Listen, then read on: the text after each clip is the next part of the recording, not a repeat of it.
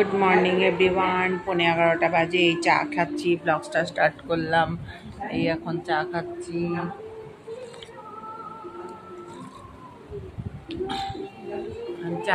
চাটা খেয়ে একটু ব্যাংকে যাব। ব্যাংক থেকে এসে এখন জানি না রান্নার টিফিন কি হবে। টিফিনটা চাউমিন করবো দেখি। Morning everyone.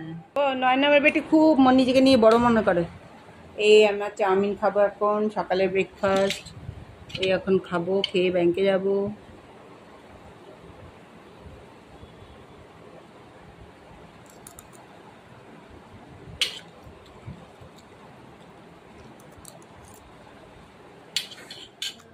এবার আমি প্যানটা এখন বসাবো, তেল গরম করে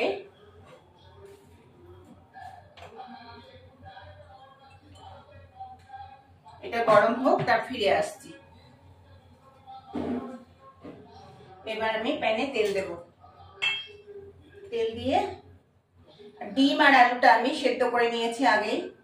এটা মুখটা খুলি, তাড়াতাড়ি হয়ে যাবে।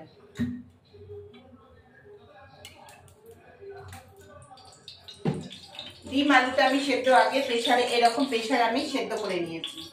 এখন আমি এটাকে একটু সার্ফেস করে ভেজে নিতে হবে। এই রান্নাটা এমন নেই কি কোনো বাটা মশলা করবো না, থেতো করেই দেবো। এবার ডিমটা ভেজে দেবো। প্যানে গরম হয়ে গেছে, ডিম আলু ভেজে নেব।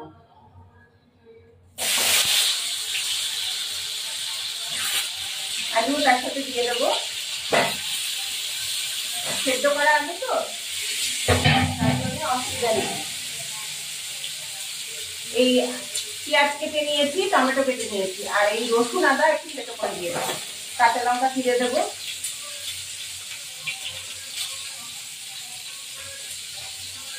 এই যে রসুন সেদ্ধ করে দিচ্ছি।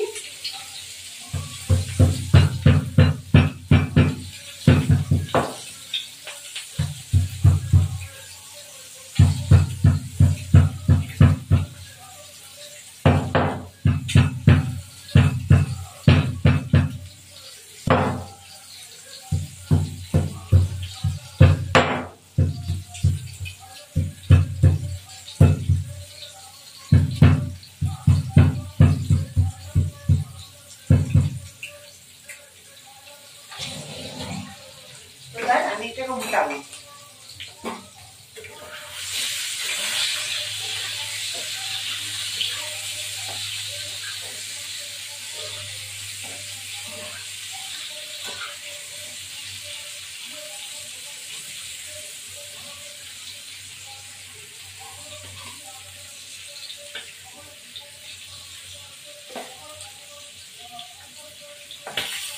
এবার ডিমটাকে তুলে ফেলবো, আর একটু ভাজা হয়ে গেলে ডিমটা তুলে ফেলবো।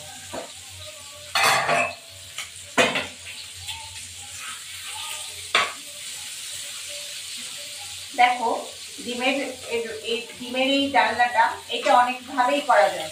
মশলাটা বেটে আবার মশলা কাঁচা মশলা কেটে কুচি কুচি করে সেটাও হয়। এবার ডিম ভাজা হয়ে গেছে।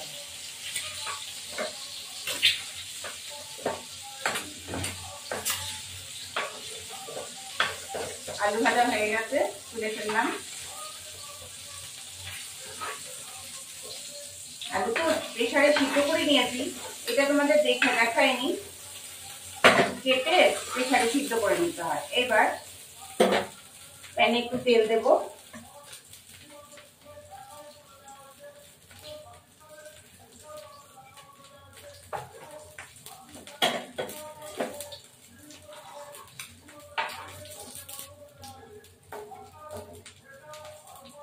আমি একটু গোটা জিরে দেবো।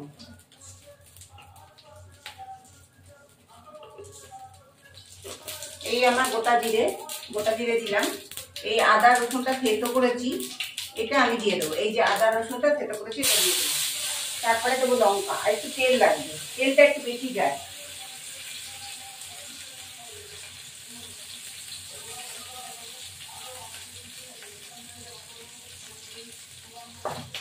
এবার এটা হয়ে গেলে আমি এটা দেবো লঙ্কা চিড়ে, কয়েকখানা লঙ্কা চিড়ে দেবো।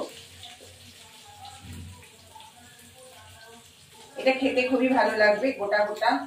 আর তোমার ধরো মশলা বেটে একরকম স্বাদ, আর এটা মশলা ঠিক ইয়ে না, বাটা না, ভেজে, এটা আর একটা স্বাদ। যাই হোক, এবার এই কটা লঙ্কা আমি চিড়ে দিচ্ছি।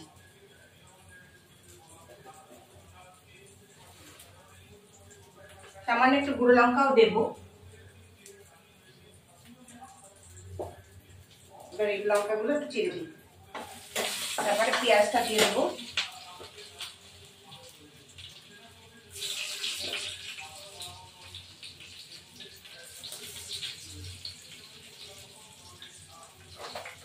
ঝালটা পরিমাণ বেশি হয়ে যাবে, তার জন্য আমি অল্প করে লঙ্কা দিলাম।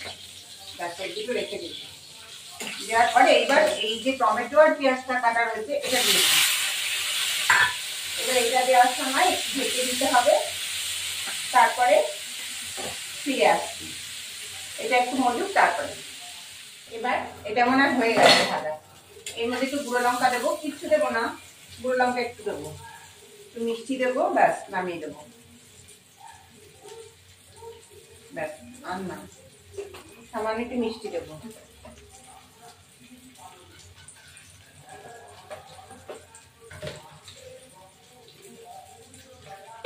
দিলাম।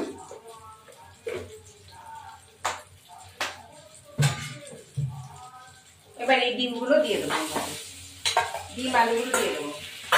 এটা খেতে এত টেস্ট লাগে না, ঝোল খেয়েছেন এইরকম খেয়ে দেখবেন।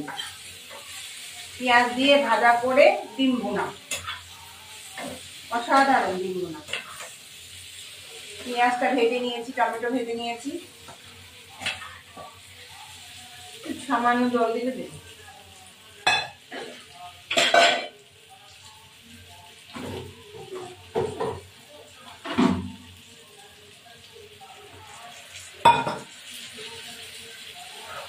সামান্য নুন দেবো।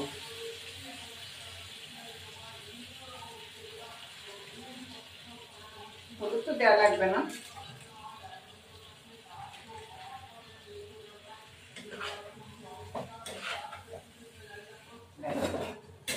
ডিম ভুনা আমার এটা হয়ে যাবে। ঢাকা দেবো, মিনিট 5 পরেই আমি নামিয়ে দেবো।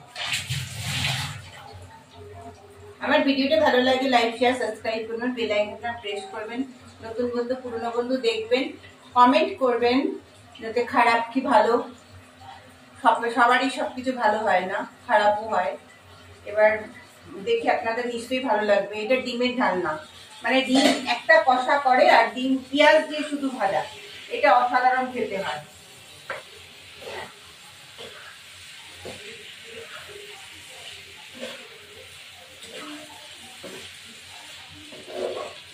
ডিমের অনেক রকম রেসিপি আছে, এই রেসিপিটা একবার ট্রাই করে দেখবেন। এটা আবার ডিমের অমলেট করেও ওগুলো দারুণ লাগছে। এটা কি চটজলদি রাত্রিবেলা রান্না করছে, তাড়াতাড়ি করে হঠাৎ করে রান্না করছি, কিছু ভালো লাগছে না, কোথাও গেলাম, তাড়াতাড়ি এইভাবে ভাজা হয়ে গেল। দেখো কি সুন্দর কালার হয়েছে। তোমরা এইভাবে ট্রাই করবে, ভালো লাগবে। এটা খেতে খুবই টেস্টি হয় আর খুব ভালো হয়, অসাধারণ খেতে হয়। এতে এক থালা ভাত খাওয়া যায়। সবসময় পেঁয়াজ রসুন দিয়ে তোমরা ওই কষা করে রান্না করেছো তো, এইটা এইভাবে পদ্ধতি একবার রান্না করবে। ডিম একবার ভুনা, তোমরা যদি আলু না দাও আলু দেবে, আবার না দিলে না দেবে, শুধু পেঁয়াজ দিয়েও করতে পারো, ডিম দিয়েও করতে পারে, বিভিন্ন ধরনের হয় ডিমের রেসিপি। যাই হোক, এইবার আমাদের এই ডিম ভুনা রেডি। আমার ভিডিওটি ভালো লাগলে লাইক শেয়ার সাবস্ক্রাইব করবেন, বেল আইকনটা প্রেস করবেন। নতুন বন্ধু পুরনো বন্ধু সবাই দেখবেন, কমেন্ট করবেন।